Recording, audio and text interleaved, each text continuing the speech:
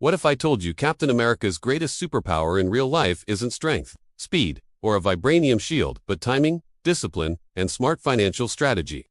For years, fans have argued about Chris Evans' real net worth, with numbers flying from $50 million to over $150 million, and debates about whether he walked away from Marvel too early or secured one of the smartest exits in Hollywood history. But to understand his true wealth, we have to go back before The Shield, before Avengers shattered box office records, before Endgame made nearly $2.8 billion worldwide, back to when Evan was simply a young actor from Boston trying to survive in Hollywood, taking smaller roles in teen comedies like Not Another Teen Movie and early superhero films like Fantastic Four, earning respectable paychecks but nothing that screamed generational wealth. At that time, his estimated net worth sat under $1 million, comfortable but far from elite.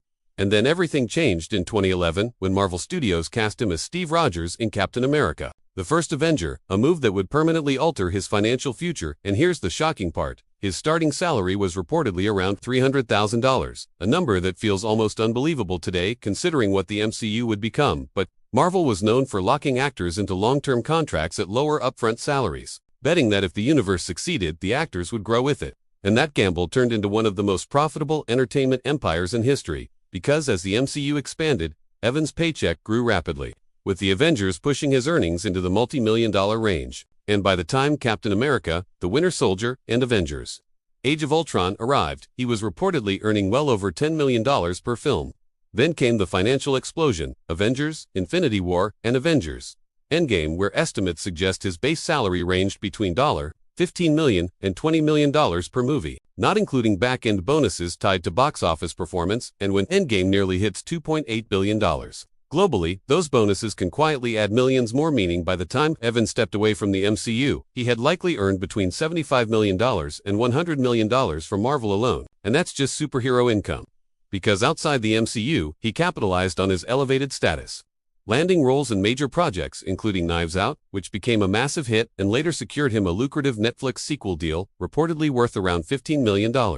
And this is where streaming reshaped Hollywood economics, because platforms like Netflix began offering massive upfront salaries to secure A-list talent, eliminating traditional back-end risks and guaranteeing mega paydays. And when you combine Marvel earnings potentially near $100 million with an additional $20 to $30 per million from non-Marvel films and streaming deals, Chris Evans was already approaching nine-figure territory. And here's where the real strategy becomes visible, because unlike many actors who chase every blockbuster after reaching peak fame, Evans became selective, choosing projects, carefully preserving demand, and maintaining exclusivity, which in Hollywood increases value. And that decision to step away from Marvel at his peak may have sacrificed a few extra $25 to $30 million sequels, but it protected his brand power long-term. And when you protect brand value in entertainment, you protect earning power for decades. And that's where part 2 gets even more interesting, because the money he earned is only half the story. How he structured it is where the real hidden wealth lives. Now that we've broken down the massive Marvel salaries and streaming megadeals, it's time to uncover where that money actually lives. Because earning millions is one thing, but preserving and multiplying it is where true wealth is built. And Chris Evans appears to understand that better than most Hollywood stars. Starting with real estate, where he reportedly owns a Hollywood Hills property purchased for approximately $3.5 million. Spanning around 4,500 square feet with sleek modern architecture, panoramic views of Los Angeles, floor-to-ceiling glass walls, a luxury infinity pool, and privacy-focused security designed to keep paparazzi at a distance. And while it's undeniably beautiful, it's far from the $30 to $50 million mega mansions some celebrities purchase, which suggests controlled lifestyle inflation. And beyond Los Angeles, he owns property in Massachusetts near his hometown, a more traditional New England-style residence surrounded by greenery and privacy, reflecting personal roots rather than flashy headlines. And from an investment perspective, Massachusetts real estate has steadily appreciated over the years, bringing his estimated total real estate portfolio into the $6 to $10 million range depending on current valuations. And when we shift to vehicles, the pattern continues, because rather than building a multi-million-dollar hypercar garage, Evans reportedly owns an Audi R8 valued around $150,000, a vintage Ford Mustang potentially ranging from $60,000 to over $100,000 depending on restoration, and practical luxury SUVs in the $50,000 to $70,000 range, placing his total automotive collection somewhere around $300,000 to $500,000. Modest compared to fellow Marvel stars like Robert Downey Jr., whose car collection alone is worth millions. And this restrained spending becomes powerful when you consider opportunity cost. Because ultra-luxury assets like $200 million yachts or $60 million private jets require enormous annual maintenance costs that quietly drain wealth.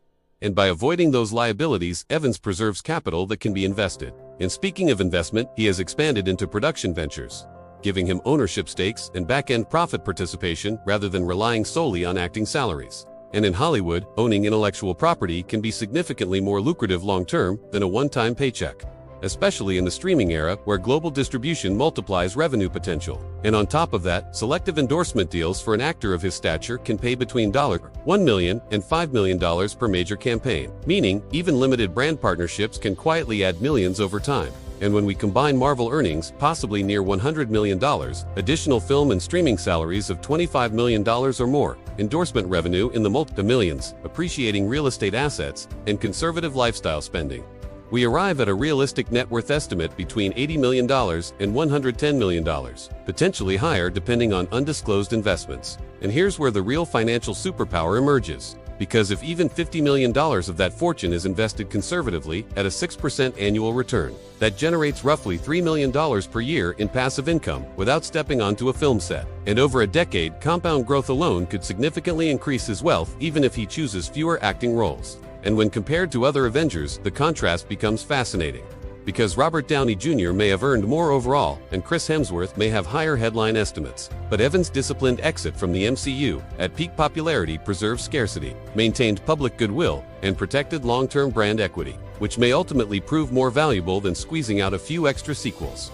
And in an industry where many fortunes shrink due to overspending, lawsuits, or lifestyle excess, Chris Evans represents a quieter model of celebrity wealth, strategic earning during peak franchise years, controlled asset acquisition, diversification into production, selective endorsements, and reputation management, meaning Captain America's hidden wealth, ISNT, just about the number in his bank account but the structure behind it. And that structure suggests something powerful: stability, longevity, and upward potential. Which raises the ultimate question: did he leave money on the table by stepping away from Marvel? Or did he secure one of the smartest financial exits in modern Hollywood history? Because sometimes true wealth isn't about earning the most, it's about knowing exactly when to walk away.